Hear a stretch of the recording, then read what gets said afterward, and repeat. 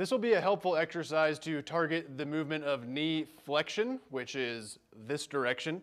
What you're going to do is you're going to find yourself sitting down somewhere. There's a couple variations on this that you may be able to accomplish right away, but you may need to kind of build up towards them if they're a little too intense on your knee joint right off the bat. So you'll find yourself sitting down. What we want to make sure of is that your heel on the leg you're doing the exercise with is not behind your knee like this. You want it to be either directly underneath that or even maybe a little bit in front, and you'll find what feels most comfortable for you.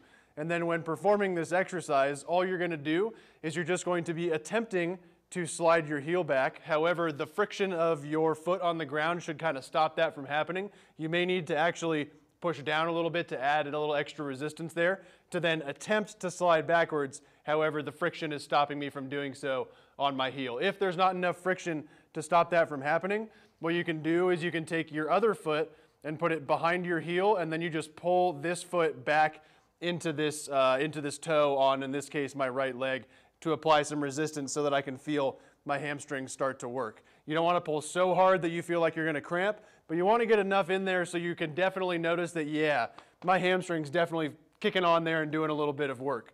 So that first variation, or just the original way to start, is just with your foot kind of pointing straight ahead. Either block it with your foot behind it or use the friction of the ground there to engage your hamstring, and then hold that for a count of 5 or 10 or something until you feel a pretty good sensation of contraction in there. Now, where it gets a little bit more fun is if you actually take your foot, and before you do the exercise, you try to spin your tibia and your foot inwards, and then you're going to pull straight back from that position, just like so. So you're trying to pull back into this foot with this foot while keeping that foot and tibia spun inwards, which will bias the medial section of my hamstring in here, semitendinosus and membranosus. And then the other variation, as you may have guessed, is to spin your foot and tibia out to the side, like so. Then block straight behind it, and again try to pull your heel back as though you are attempting to bend your knee, but you have this resistance from your other foot stopping you from doing so. So again, we've got straight forward with the foot, pulling straight back.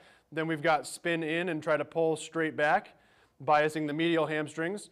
Then we've got spin out and try to pull straight back, biasing the lateral hamstrings, biceps, femoris, and such.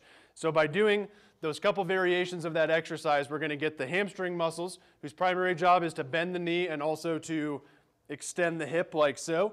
But in this case, we're trying to target them in terms of bending the knee. We're going to get those kind of going at first by just pulling when the foot is pointing straight ahead, maybe 5-10 seconds, do it once or twice, then start playing around with either a little bit of spin in or a bunch of spin in if it feels okay to spin in a lot. The key is we don't want, when we spin our tibia, for our knee to kind of move in like this, or when we spin it out, for it to move out like this. So keeping your knee in place, just whatever amount of spin your tibia can accomplish in and out like so. Then pulling straight back to bias the lateral hamstrings, then pulling straight back with the foot spun in to bias the medial hamstrings. So what that's going to do is get those hamstrings to fire up in terms of bending your knee. However, one of their main roles is to manage the spinach of your tibia while your knee bends and straightens out. So the medial hamstrings will pull it in like so. The lateral hamstrings will pull it out like so, and that's really important for maintaining proper knee joint alignment when your knee goes through flexion and extension. So practicing those, you may find one direction to be harder or easier than the other one, or there's more pain or less pain with one or the other one. You want to make sure you're never doing these in a position where it's hurting while you're doing them. But what you may find is if you spin your foot all the way in and pull back, you might say, ooh, that kind of feels a little cranky on my knee joint.